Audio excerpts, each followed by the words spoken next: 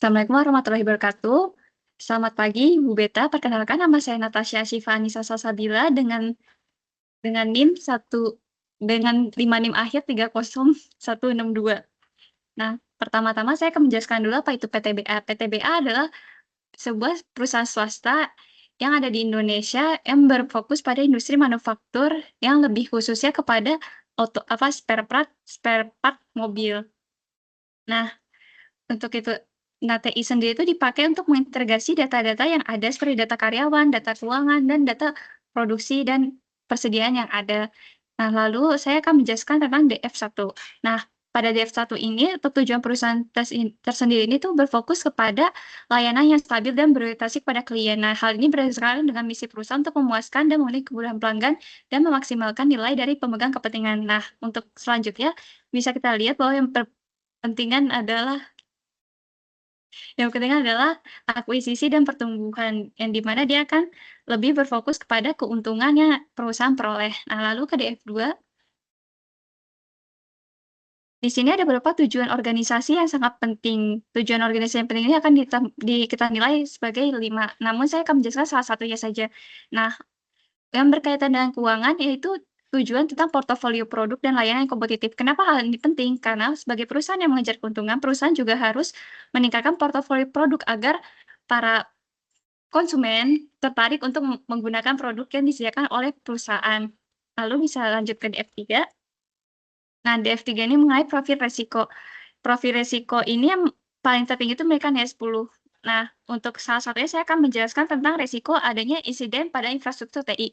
Kenapa sih resiko ini tuh sangat bisa ngasih resiko yang dampak yang besar? Karena dampaknya 5, itu karena resiko insiden itu kadang-kadang berkaitan dengan apa namanya, dengan masalah sistem. Jadi jika sistem kita terganggu, kadang-kadang untuk permasalahan persediaan itu bisa terganggu karena kita memakai RAD. Jadi untuk semua pengelolaan persediaan itu ada terhadap sistem risiko tersebut. Tapi kejadiannya jarang terjadi, yaitu terjadi hanya 2, itu sangat jarang. Lalu DF4 terkait dengan isu-isu masalah yang dihadapi perusahaan. Sebenarnya ada banyak, cuma saya akan menjelaskan salah satu saja. Yang menjadi masalah serius menurut saya adalah insiden berkaitan dengan TI yang signifikan. Seperti kehilangan data. Data ini tuh sangat penting untuk perusahaan, karena data ini tuh digunakan perusahaan dalam mendata produksi, mendata klien-kliennya siapa saja. Jika misalnya kehilangan data ini akan menyebabkan gangguan pada proses produksi. Lalu untuk yang selanjutnya, yaitu DF5, yaitu lanskap ancaman. Perusahaan itu berdasarkan manajemen perusahaan itu pada posisi terancam karena seperti yang kita tahu, manufaktur tentang spare part mobil itu sudah banyak saingannya pada industri yang sama. Lalu kegiatan perusahaan itu sangat mudah terganggu apabila terdapat kayak perubahan ekonomi ketika tiba-tiba seperti COVID pada 2019 lalu. Lalu untuk DF6, yaitu persyaratan kepatuhan. Perusahaan ini memiliki persyaratan kepatuhan yaitu yang menilaikan normal, yaitu 70%, 75%. Hal ini karena perusahaan tidak memiliki perlakuan khusus dari pemerintah terkait kepatuhan perusahaan terhadap regulasi yang ada. Lalu selanjutnya untuk DF7, yaitu peran TI. Peran TI ini kalau kita lihat yang paling tinggi adalah factory, yaitu di mana TI itu berperan cukup penting dalam perusahaan ini apabila TI mengalami masalah, kegiatan produksi tetap dapat terganggu. Teknologi juga dipandang untuk meningkatkan efisiensi perusahaan dalam melakukan proses produksi atau mengelola persediaan. Lalu selanjutnya DF8. DF8 adalah model sumber daya untuk TI. Nah, di perusahaan ini kita menggunakan kombinasi yang di mana manajemen perusahaan menilai bahwa kombinasi ini tuh sudah strategi yang paling tepat untuk meningkatkan fleksibilitas bagi perusahaan untuk mengoptimalkan efisiensi operasional dengan tetap menjaga kontrol internal pada fungsi-fungsi penting.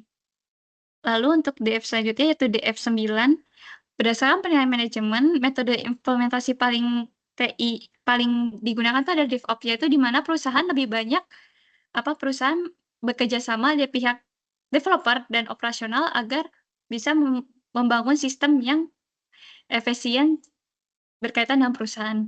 Lalu untuk DF10, berdasarkan penilaian manajemen, perusahaan menerapkan kalau menerapkan teknologi baru itu lebih ke mengikuti yang sudah ada. Jadi dia menunggu ada perusahaan lain yang sudah menggunakan teknologi tersebut, lalu baru dia menggunakannya. Seperti contohnya dalam RAD ini. Lalu dalam Sumerik, nah di Sumerik ini kita bisa lihat kalau penilaian paling tinggi itu ada BAI 09 yaitu tentang memanajemen aset. Lalu ada beberapa APO dan ME yang memiliki nilai sama yaitu 50. Nah, pemilihan domain nanti yang kita pilih adalah berfokus pada BAI 09 dan APO 11. Kenapa BAI 09 dipilih? Yang ini dipilih itu karena nilai yang cukup tinggi 100 berarti pengelolaan aset dalam perusahaan itu cukup penting untuk perusahaan. Lalu untuk APO 11 kita memilih manajemen kualitas karena perusahaan kita adalah mengeluarkan produk. Jadi kita tuh harus memanajemen kualitas produk tersebut agar memuaskan keinginan pelanggan. Lalu untuk selanjutnya kita akan menjelaskan tentang praktis-praktis yang ada.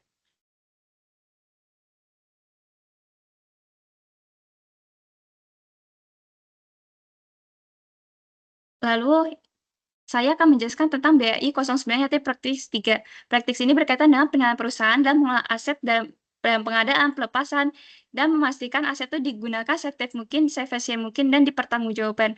Nah, dalam penilaian ini kita membuat standar yang cukup tinggi kan nilainya itu 100, yaitu kita membuat standar 4.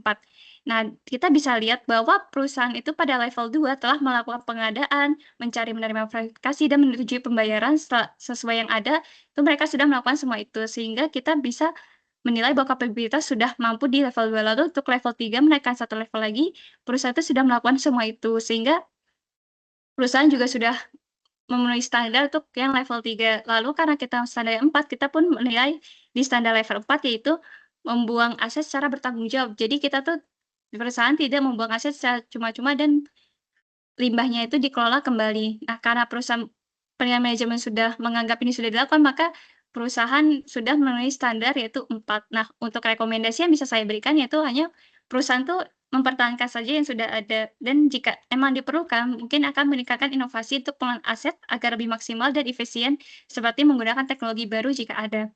Lalu untuk APO 11 APO 11 yang saya pilih adalah praktis 4, yaitu berkaitan dengan aktivitas pemantauan pengendalian dan tinjauan kualitas.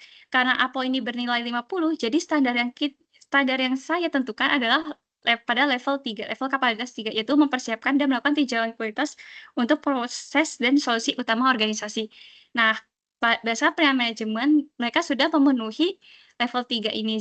Jadi mereka sudah sesuai dengan standar yang kita tetapkan.